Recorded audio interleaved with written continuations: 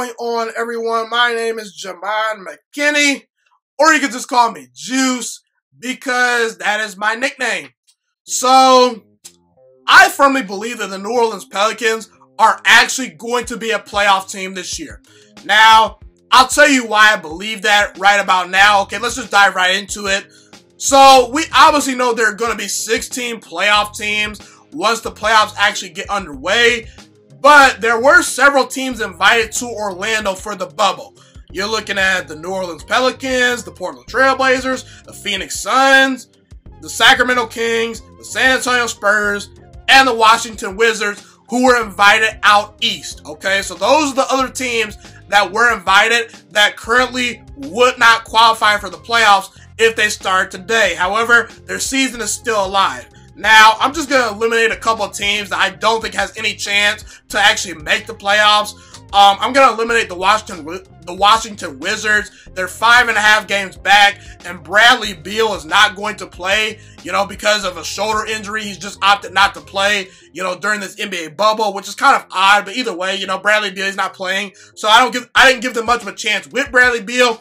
Don't give them any chance without him, okay?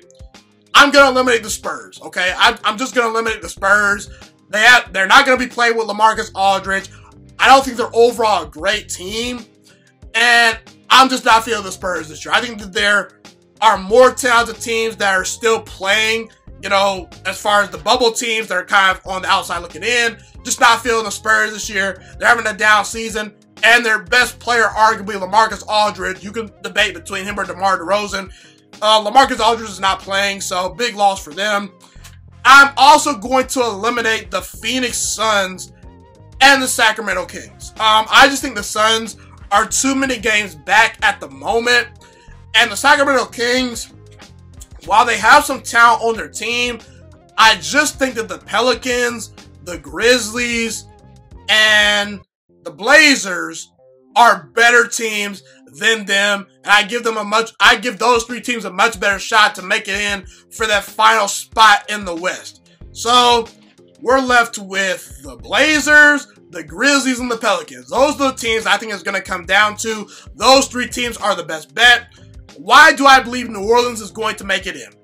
The biggest reason why is due to a very favorable schedule. Now, the first two games, they're going to be a little bit rough, okay? Versus the Jazz, who are currently a playoff team, and the Clippers, your first two games back once you get done with your scrimmages, those are difficult games. However, the Utah Jazz are no longer going to have Bojan Bogdanovic for the playoff run. Okay, he's not playing during this whole pandemic / new playoff scenery. He's opted not to play, and that's a huge loss for the Utah Jazz. So they could win that game, and the Clippers are just better than the Pelicans. But again, this is a very unpredictable bubble, so we don't know who's going to win that game. But I think the Clippers are probably a better team. But then after the Clippers and Jazz, the Grizzlies, the Kings, the Wizards with no Bradley Beal, the Spurs with no LaMarcus Aldridge, the Kings, and the Magic.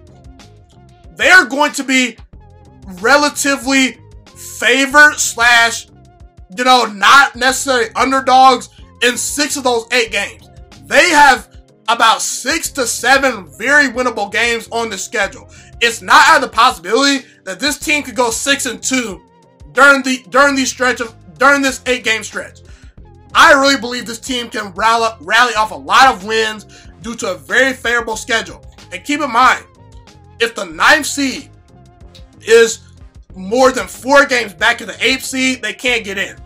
But if they're less than 3 games back, they are going to be put into a play-in tournament. So I expect the New Orleans Pelicans to at least be contenders to be in that bubble for the play-in. Based on that, okay?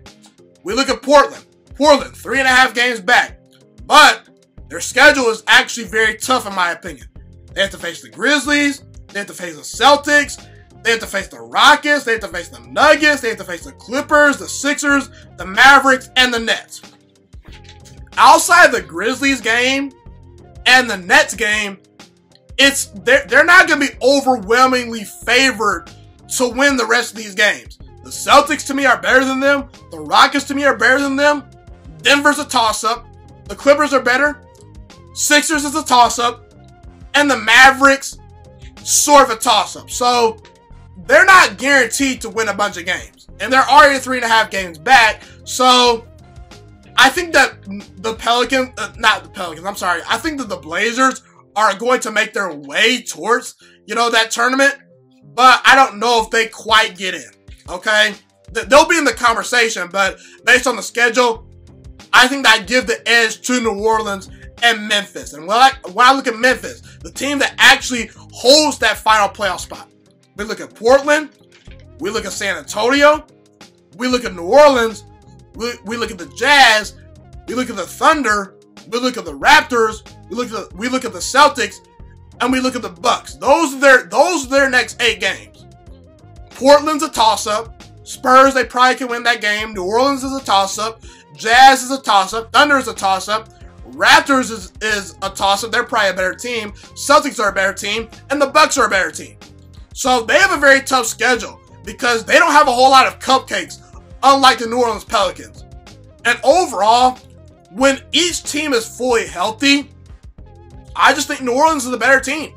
If New Orleans if New Orleans had Zion Williamson for the entirety of their season, I think they will be well into the playoff picture and they will have a better record than the Memphis Grizzlies at the moment. I like the way this Pelicans team is constructed. Zion Williamson is a special player. He has a chance to be a very good player. He's shooting 59% from the field in the time that he's played. He's averaging 23.6 points per game and giving you 7 rebounds. Not to mention Brandon Ingram is giving you 24 points per game. 24 points per game for Brandon Ingram. Drew Holiday is a very good playmaker and a very good defender. Josh Hart's a good player. JJ Redick has actually never missed the playoffs. So maybe, just off general principle, JJ Redick is destined to make the playoffs again, okay? He's a very good shooter, though. Not to mention, you also have 2 very solid centers and big men in Jahlil Okafor and Jackson Hayes. So, I like this Pelicans squad. I believe that they're more talented than the Grizzlies. Now, at full strength, I think Portland is better than New Orleans because Portland's had to deal with a lot of injuries this year, okay? So, if I were to choose who's the best out of these 3 teams, I would say it's a healthy Portland Trailblazers team, but due to their schedule, I have some pushback. So, while the New Orleans Pelicans may not be as talented as the Portland Trailblazers, I don't think that the gap is that wide, and their schedule is much more favorable. So I'm going to pick the New Orleans Pelicans to overtake the Memphis Grizzlies and make it into the playoffs. I like the way this team is constructed. I believe this team's future is bright. Is the NBA trying to kind of get Zion Williamson into the playoffs? Yes. Okay, by the way, that has not impacted my decision at all. I've looked at the schedules, I've looked at the rosters, and ultimately, I think that a very favorable schedule is going to allow New Orleans to get in. Not to mention, they were a pretty talented team. So, going forward, my best bet for who's going to make the playoffs to get that final 8th seed in the Western Conference, I'm going to give that nod to Zion Williamson and the New Orleans Pelicans. I'm going to be looking forward to seeing how these teams play out once the NBA restarts. Thank you so much for watching this video today. Please also note that the Juice Alert Sports Podcast is not just a YouTube channel. It is available on all podcasting platforms, including Spotify, Google Podcasts, iTunes, and Apple Podcasts. Also, if you enjoyed this video, be sure to like, comment, subscribe, and share this content with all your friends. This podcast is my favorite thing in the entire world right now. It is my passion. And I want more people to listen to this podcast. I really want this podcast to grow.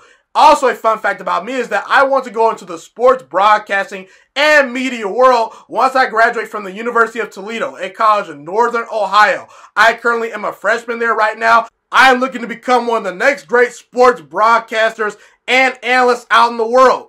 And I potentially would like to start my own network if this podcast really truly grows. Or if I fall short of that goal, I would love to work for a big time network like ESPN or Fox Sports 1. I am open to all networks. So if you believe in my dreams and you see or hear my passion through the screen, be sure to tell all your friends about the Juice Alert Sports Podcast. Stay motivated, you guys. Have a God bless day, and I'm out.